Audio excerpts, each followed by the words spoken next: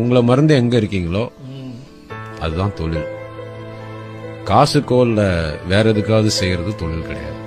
So என்ன மறந்து நான் இருக்கிற அந்த 8 மணி நேரம் தான் எனக்கு நிம்மதியை கொடுக்குது. அந்த 8 மணி நேரத்தில் நான் 10,000 கேள்விகளை கொண்டு வந்து இது அவருக்கு பிடிக்குமா இவருக்கு பிடிக்குமா அப்படின்னு நீங்க அங்கேயே உங்களுடைய மைண்ட் லூஸ் பண்ணிட்டு இருக்கீங்க இல்லையா?